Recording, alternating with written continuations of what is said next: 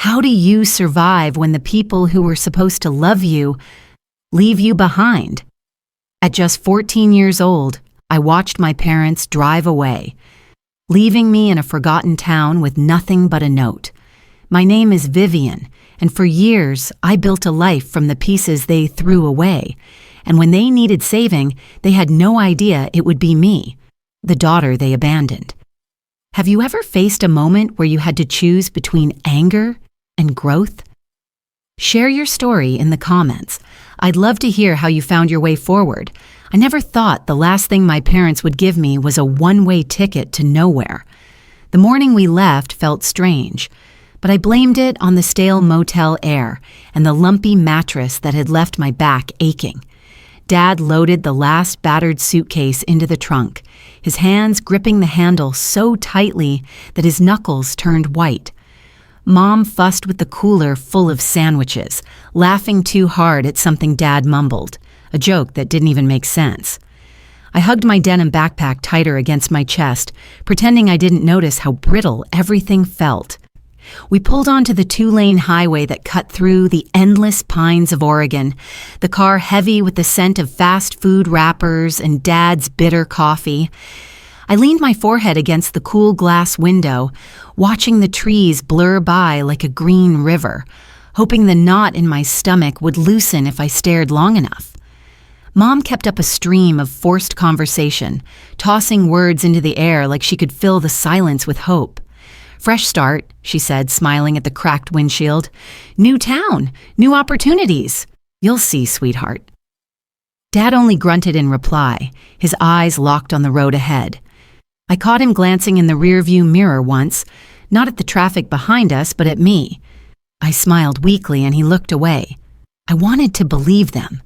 I needed to believe them.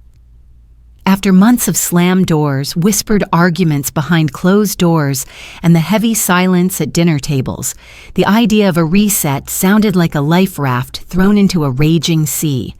We drove for hours, stopping only once for gas and limp cheeseburgers that tasted like cardboard. Somewhere after noon, the sky grew heavy with the weight of late summer heat, and I dozed off against the window, lulled by the rhythmic hum of the tires against the asphalt. When I woke up, we were pulling into Ashland, a sleepy town tucked between the trees, like it had been forgotten by time. Main Street was lined with antique shops, faded diners, and a gas station that looked like it hadn't updated its prices since the 90s. The houses sat low and sagging, like they were trying to hide from the world. Dad turned down a gravel road that led to a small, tired rental house at the edge of town. The lawn was patchy and brown, the mailbox tilted to one side. A crooked "For Rent" sign still clung to the fence, swaying in the breeze. Mom clapped her hands once, too brightly. "Here we are, our new beginning!" The house smelled like dust and old wood. Furniture covered in yellowed sheets loomed like ghosts in every room. I ran my hand over a cracked windowsill, the paint flaking off under my fingertips. "Go ahead and start unpacking, honey," Mom said, her voice light, almost sing-song. "We're just going to run to the store real quick, grab some groceries, maybe some ice cream." I blinked at her, feeling a flicker of unease. "Can I come?" Mom hesitated, just a fraction too long. "Better if you stay. You can start making this place feel like home," she said, her smile stretching too wide. Dad said nothing. He just handed me the key, a rusty thing attached to a plastic fob, and patted my shoulder awkwardly. His hand felt heavy and distant, like a formality. They pulled away in a cloud of dust, the taillights winking red against the backdrop of towering pines. I stood on the cracked porch, key digging into my palm, watching the dust settle. Inside, the house was silent except for the buzzing of cicadas outside and the occasional groan of old wood shifting in the heat. I wandered through the rooms, touching the sheeted shapes of forgotten couches and tables, trying to imagine laughter filling the space, the smell of Mom's cinnamon rolls baking in the oven. Hours passed. The sun dipped lower, casting long shadows across the porch. I sat on the front steps, tracing the network of cracks in the concrete with the tip of my sneaker, my chest tightening with every tick of the cicadas. The sticky evening air clung to my skin, heavy and still. I told myself they'd be back any minute. Maybe the store was farther than they thought. Maybe the car broke down. Maybe they were lost. Maybe. The first stars pricked the navy sky when I heard the soft scrape of paper sliding against wood. I turned, heart lurching, and saw a white envelope shoved under the front door. My hands shook as I picked it up, the paper still warm from the lingering heat of the day. It was addressed simply, Vivian. Inside was a single sheet of notebook paper, folded once. I unfolded it with numb fingers. You're strong enough now. Good luck. No signature, no apology, no explanation. I stared at the words until they blurred, the porch light buzzing weakly above me, the world tilting under my feet. The cicadas sang louder. Somewhere deep in the woods, a dog barked once, then fell silent. I pressed the note against my chest, the roughness of the paper digging into my skin like a brand. The night pressed in, thick and merciless. I was 14 years old, standing barefoot on a cracked porch in a town I didn't know, holding a goodbye that wasn't even brave enough to say my name twice. And I realized this wasn't a beginning. It was an ending I hadn't seen coming. The first night alone, I counted headlights on the highway like prayers. Sitting cross-legged behind a battered gas station dumpster, I pulled my jacket tighter around me, the denim stiff with dust and fear. Every few minutes a car would hiss past on the main road, its headlights slicing through the darkness for just a second before disappearing into the black. Each beam of light felt like a chance. Maybe they'd stop. Maybe they'd see me. Maybe they'd ask if I was okay. But they never did. No one ever did. The gas station's overhead light buzzed and flickered, bathing the cracked asphalt in a sickly yellow glow. The smell of old oil and burnt coffee clung to the air. I shifted against the cold concrete, my stomach twisting painfully. Earlier, I had tried to ask the night clerk inside, a tired-looking man with a Red Sox cap and a permanent scowl, if I could stay somewhere near the building, just until morning. He waved me off with a grunt and a jab of his thumb toward the darkness, like shooing a stray cat. I didn't blame him. If I were him, I probably would have done the same. The night dragged on, thick and endless. I lost track of how many headlights passed. I tried to count the stars, but the gas station lights drowned most of them out. Somewhere beyond the trees, an owl hooted once, sharp and lonely. When my legs cramped too much to stay curled up, I stood and wandered toward town, keeping to the shadows. Ashland at night looked even smaller, even sadder. Most of the stores had plywood over the windows or dusty "for sale" signs taped inside. A vintage diner with a flickering neon sign still glowed in the distance, but the closed placard hung crookedly in the window. Across the street, a row of worn park benches sagged under the weight of peeling paint and too many seasons. The air shifted, and with it came a smell so rich and warm that it stopped me in my tracks. Fresh bread, yeast, sugar, a hint of cinnamon. It wrapped around me like an invisible hand, coaxing me forward. I followed the scent to a narrow side street where an old brick building hunched between two shuttered shops. The bakery's front window was dark, but around back a single light glowed above a battered screen door. Beneath it, set out on a cracked metal tray, were 3 croissants, cooling on a wire rack. I crept closer, heart hammering against my ribs. No one seemed to be around. No cameras, no footsteps. Only the hum of the fluorescent light and the low, distant chirp of crickets. My fingers twitched, my stomach growled, angry and desperate. I reached out, barely breathing, and closed my hand around the nearest croissant. It was cold and a little stale, but the buttery flakes melted on my tongue like a promise. I swallowed too fast, already reaching for another. That's when I heard it. The sharp scrape of a boot against concrete. I froze, croissant half-eaten, crumbs sticking to my lips. A woman stood a few feet away, arms crossed loosely over her apron. Her silver hair was twisted into a loose bun, strands escaping in soft wisps around her face. The flour dusting her apron caught the light like fine snow. She didn't yell. She didn't grab me. She didn't even look surprised. "If you're hungry," she said in a voice roughened by years and early mornings, "you work." For a second, I thought she might be joking, some kind of cruel test. But when I didn't move, she just tilted her head toward the back door and turned away, leaving it open behind her. The choice wasn't much of a choice at all. I wiped my mouth with the back of my sleeve and stepped inside. The bakery smelled like heaven. Warm yeast, vanilla, soap. The kitchen was cramped with battered stainless steel counters and a giant mixer that looked like it had been salvaged from a battleship. Fluorescent lights buzzed overhead, casting everything in a harsh, almost holy brightness. The woman didn't say much. She pointed to a stack of dirty pans in the deep sink and a mop propped against the wall. I nodded, my throat too tight to speak. I washed dishes until my hands pruned and my back screamed. I mopped the sticky floor twice, once because she asked, and once because I wanted to. I scrubbed the counters until they gleamed, until the familiar ache of tired muscles dulled the sharper ache of being forgotten.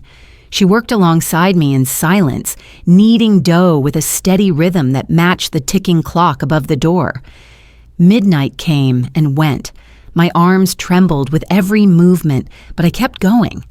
There was a kind of dignity in the work, a strange sort of peace. I didn't have a home, but at least for a few hours, I had a purpose. Finally, when the floor sparkled and the pans hung in neat rows above the sink, she wiped her hands on her apron and jerked her chin toward a narrow door tucked at the back of the kitchen. I followed her through it into a tiny storeroom, walls lined with flour sacks and canned goods. In the corner, half hidden by a crate of sugar, was a battered cot. On top of it lay a thin, worn blanket, and neatly folded beside it, a peanut butter sandwich wrapped in wax paper. The woman, I didn't even know her name, didn't explain. She just nodded once, like a benediction, and left me there. The door swung shut with a soft thud, leaving me in a darkness that smelled of flour and soap and something else. Something almost like hope.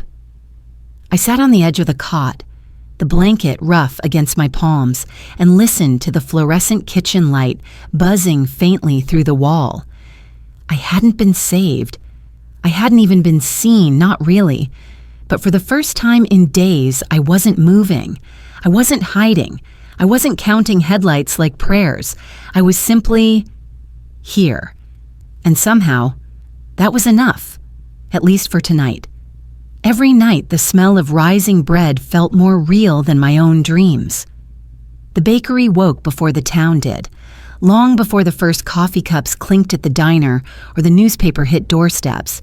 The ovens here buzzed and clicked, filling the dark with a warm, yeasty breath that wrapped itself around my ribs and refused to let go. I learned to move quietly, the way Eleanor did, her soft-soled shoes making barely a whisper across the cracked tiles. I washed dishes without being told, scrubbed counters until the dull metal almost reflected the weak light from the ceiling fixtures. I carried flour sacks taller than me from the storeroom, the fine dust coating my arms until I looked like a ghost. Some nights, when the work stretched long and the silence pressed even longer, Eleanor would hum along to the battered old radio perched above the spice rack. Its antenna hung by a wire, and its sound crackled like an old man clearing his throat. Still, it managed to drag songs out of the static. Old love songs mostly, sung in syrupy voices that melted into the bakery's warm air. I didn't know the words. I didn't ask for their stories. But somehow, those broken songs stitched the empty spaces inside me a little tighter each night. Eleanor didn't talk much, and I learned not to expect her to. Her kindness was not made of soft words or lingering glances. It was in the way she pushed an extra slice of warm brioche toward my side of the counter, or how she adjusted the oven dial without looking when she caught me frowning at the rising dough. One evening, after scrubbing out the sinks and stacking the baking trays, I slipped outside to empty the trash. The alley behind the bakery smelled like rain and metal, wet concrete, rusted pipes. I nearly missed it. A glint of cracked plastic wedged between two garbage bins. It was a smartphone. Battered, scuffed, but still humming faintly with life. I wiped it on the hem of my sweatshirt and held down the power button. The screen flickered weakly, stubborn, like a heartbeat refusing to quit. No SIM card, no password lock, just a blank canvas waiting for someone desperate enough to try. I tucked it into my jacket pocket like a stolen treasure. The public library across the street was closed most nights when we finished work, but their Wi-Fi leaked just far enough into the alley. I found a spot near the dumpster where the signal bars hovered and hacked together a connection, using tricks I'd half remembered from overhearing kids at my old school. The first time the browser opened, my hands shook so badly I nearly dropped the phone. I typed in free GED programs, with fingers stiff from scrubbing and hauling flour. The pages loaded slowly, painfully, but they loaded. For the first time in months, maybe longer, a door had cracked open. And this time, no one stood behind it ready to slam it shut. I downloaded lessons between shifts, leaning against the brick wall, the phone screen the only light in the alley. Algebra melted my brain. Grammar tied knots in my stomach. I whispered equations under my breath like prayers. Some nights, I nodded off against the wall, the phone slipping from my fingers into my lap. Inside the bakery, the radio still played its crooked, crackling songs. Eleanor never asked why I lingered outside after the ovens cooled. She simply nodded when I slipped back in, my cheeks red from cold or shame or maybe hope. I couldn't tell anymore. One afternoon, while sweeping up the last of the day's flour, I stumbled across an old, battered math workbook tucked behind a crate. The pages were yellowed, the corners chewed by time, but the numbers were clear. I smuggled it to my cot that night, tracing equations with a fingertip, whispering answers into the darkness. The bakery had become more than shelter.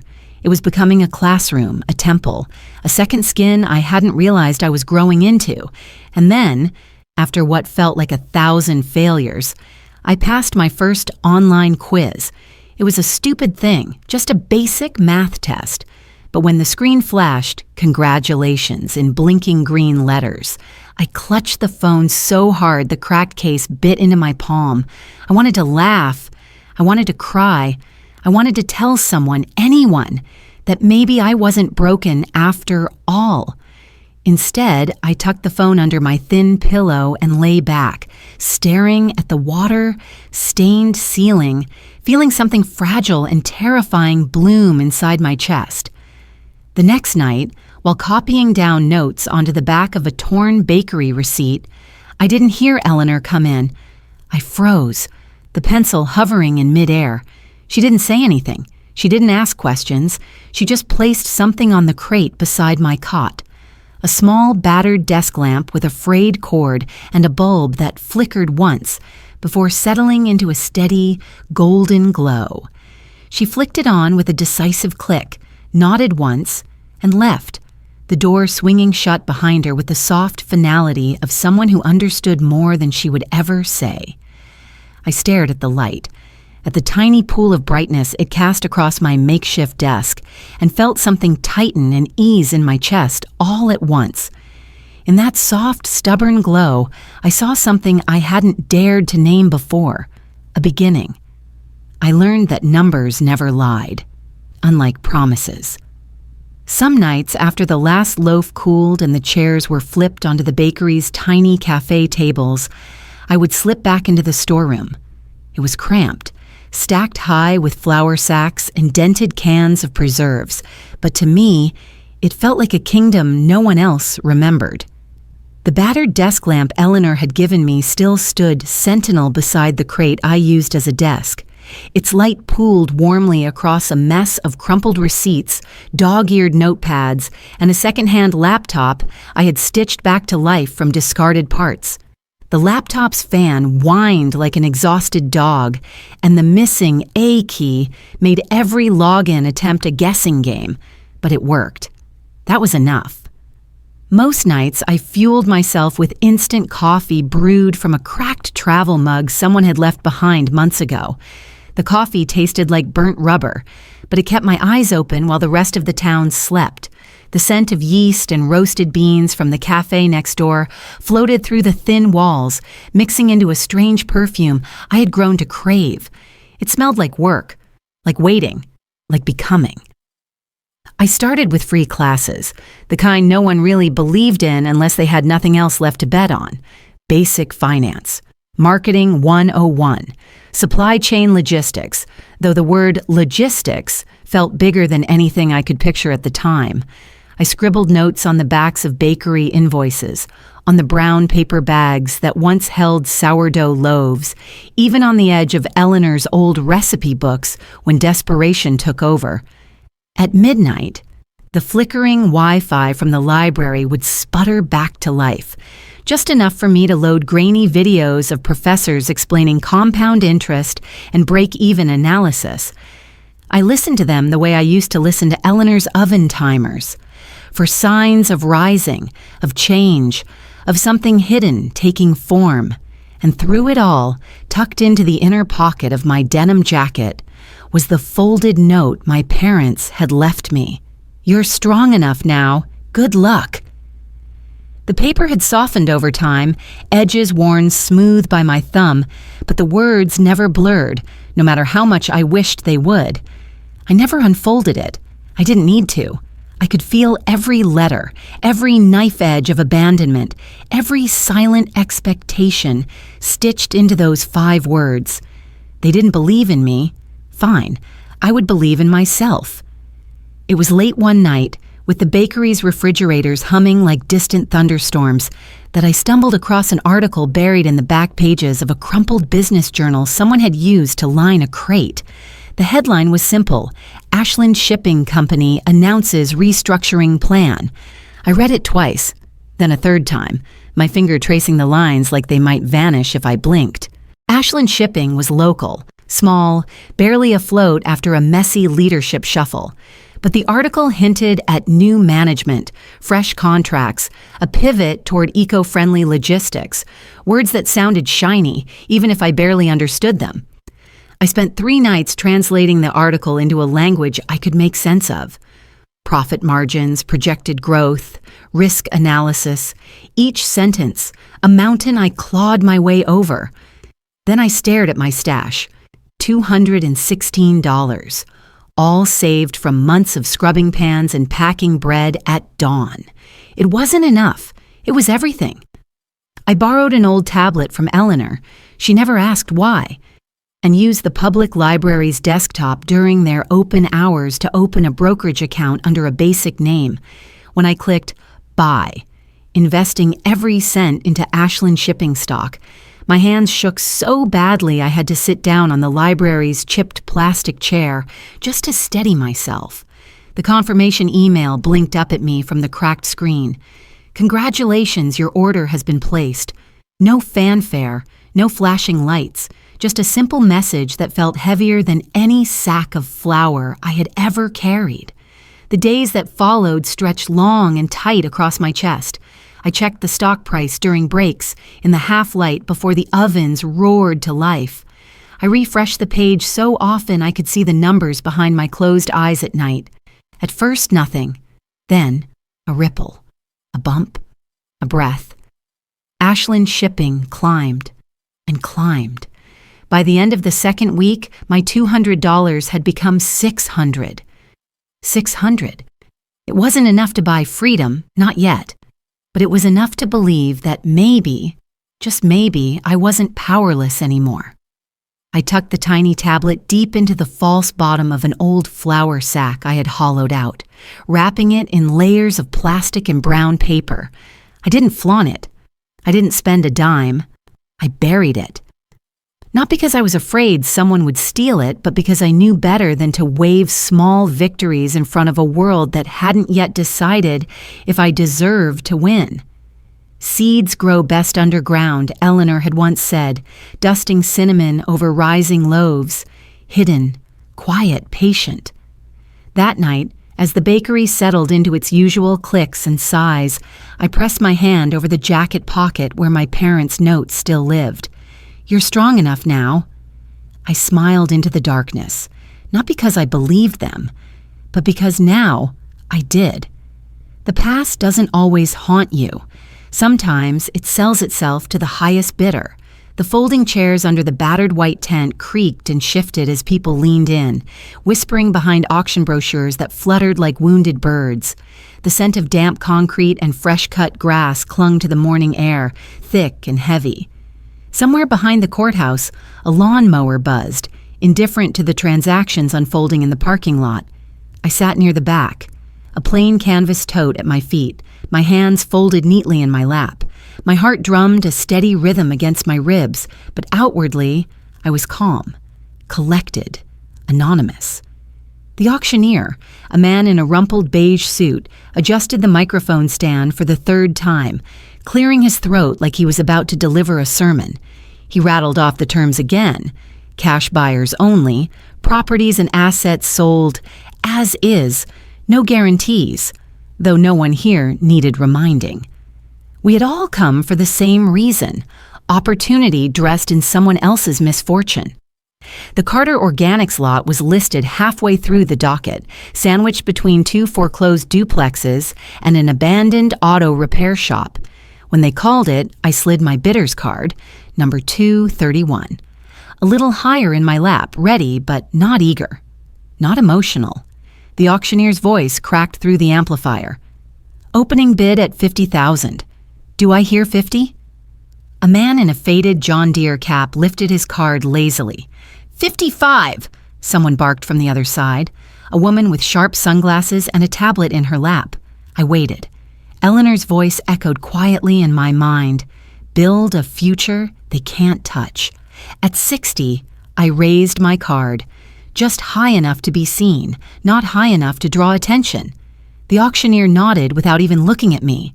The woman with the tablet countered almost immediately, 70. The man with the cap scratched his head and dropped out. The crowd shuffled, murmuring. Some were here for houses, not companies. Carter Organics wasn't flashy. No glossy brochures, no promises of future condos or chain stores. But to me, it was everything. 75, 80, 85. I felt each number like a bead sliding down a wire, steady and inevitable. At 90,000, the woman with the tablet hesitated. Her perfectly manicured fingers hovered over her bidder card. I could see the math flickering behind her sunglasses. The risk, the profit margin, the fact that Carter Organics was a sinking ship not worth salvaging. She lowered her card. The auctioneer gave a perfunctory glance around the tent. 90,000 going once, going twice. My hands remained still in my lap, my card resting against my knee like a silent promise. "Gone," he barked, smacking the gavel against the wooden podium with a crack that echoed off the metal roof. Just like that, it was done. A slip of paper was pressed into my hand by a harried clerk. Temporary proof of ownership until the final documents processed. My name wasn't on it, of course. The business entity I'd registered years ago, CrossPath Solutions, LLC, stood in my place, a clean, emotionless shield. The crowd shifted, some moving toward the refreshment table, others bustling to the next listing. No one gave me a second glance. I sat there for a moment longer, the thin paper heavy in my hands. I watched as a county maintenance worker began hauling away the old signage from the auction lots. Faded for sale banners, cracked placards. Out of the corner of my eye, I spotted it. A battered wooden crate, half splintered at the edges, balanced precariously on a dolly. Stamped on its side, in peeling green paint, was the old Carter Organics logo. A simple tree, roots sprawling wide. I hadn't seen that logo in years. Not since the last Christmas before everything fractured, before whispered arguments turned into slam doors, before my parents decided reset meant remove. The maintenance man jostled the crate onto a truck bed with a grunt. The logo tilted sideways, upside down until it disappeared. I didn't feel triumph. I didn't feel regret. What I felt was something colder, quieter, and far more powerful: clarity. I folded the ownership slip once, twice, tucking it into the inside pocket of my blazer. It rested against the familiar weight of my old denim jacket, worn thin by years, but still carrying that single note in its hidden seam: "You're strong enough now." I walked away from the tent without looking back, my shoes tapping lightly against the cracked asphalt, each step a quiet drumbeat of a future I was no longer asking permission to claim. They thought they were meeting their new boss. They never imagined it would be the daughter they left behind. The boardroom was designed for intimidation. All clean glass walls, chrome chairs, and a polished concrete floor that reflected the slant of Oregon sunlight in wide, accusing strips. The faint smell of lemon cleaner lingered in the air, crisp and sterile. I sat at the head of the long table, hands folded loosely, the Carter Organics file spread neatly before me. Every word in that folder had been reviewed, redlined, decided. There would be no negotiations, no appeals. Across the glossy surface of the table, 2 chairs sat empty, waiting. I watched the second hand crawl around the face of the wall clock, its ticking as steady as my breathing. 2 minutes past the meeting time, the door clicked open. Karen Carter stepped inside first, clinging to a manila folder as if it could shield her from what waited. She wore a beige cardigan too large for her frame, and sunglasses she didn't bother removing, though we were indoors. Her hair, once carefully coiffed, now hung limp around her shoulders. Daniel Carter followed, moving slower, as if the weight of unseen things bent his spine forward. Neither looked at me. Not really. They offered polite nods in the general direction of the table, avoiding my eyes, focusing instead on the folder, on the air, on anything but the person seated at the head. I didn't speak. I waited. Karen pulled out a chair with a screech, sitting too quickly, too hard. Daniel lowered himself beside her, his hands trembling slightly as he smoothed the front of his worn jacket. Finally, Karen dared to look up. Her mouth opened, a rehearsed greeting ready to spill out. But the words jammed somewhere behind her teeth. She blinked, twice. Her hands went still on the table.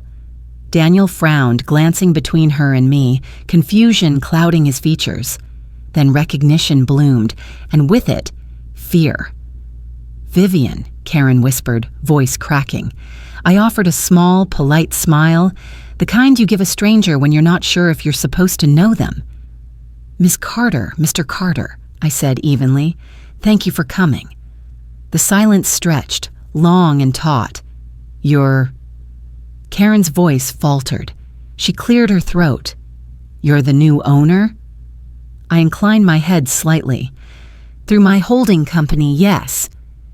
Daniel's hands gripped the edge of the table so tightly his knuckles bleached white. For a heartbeat, no one moved. The air pulsed with everything unsaid. The cracked sidewalk outside the house they abandoned me at, the single note shoved under the door, the years they lived pretending I didn't exist.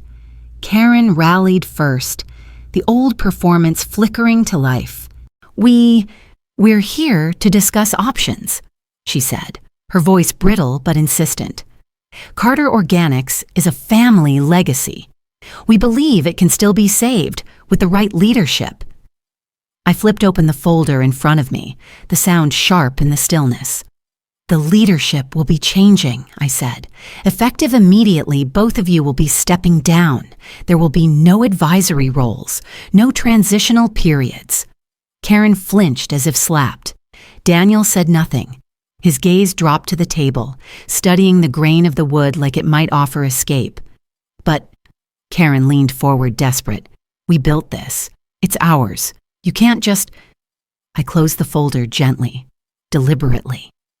"You left me with nothing," I said, my voice calm, almost soft. "I built everything without you. Now you have nothing I need." The weight of it hit the room like a stone tossed into still water. No shouting, no tears, just the quiet, devastating truth of it. Karen's hands fluttered uselessly in her lap. Her mouth opened and closed, but no words came.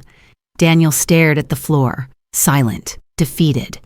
I stood, gathering the file and slipping it into my briefcase. The movement felt clean, final. "You'll receive official documentation by end of day," I said. "My team will handle the transition." Karen finally found her voice, a desperate, broken thing. "Vivian, please, we didn't think you—" I paused at the doorway, hand resting lightly on the handle. "You didn't think I'd survive," I said without turning. "You were wrong." The sun outside was blinding after the cool sterility of the boardroom. I stepped into it without hesitation, letting the door swing shut behind me with a soft, decisive click. The glass reflected my silhouette for a brief second, not the girl tracing sidewalk cracks, hoping, waiting. A woman who had stopped waiting. I walked across the parking lot without looking back, the heat radiating up from the asphalt, the hum of the summer world rushing in to meet me. Some doors don't need to be slammed to stay closed forever. Stepping into the sunlight that day, I realized the past no longer held chains around my ankles. It had simply become part of the road behind me. In life, some doors close so that better ones can open, but we must be brave enough to walk through them. Healing doesn't always come with grand gestures. Sometimes it arrives quietly in the life we build for ourselves despite everything. If this story touched your heart, I would love to hear your reflections. Every journey matters and every voice deserves to be heard.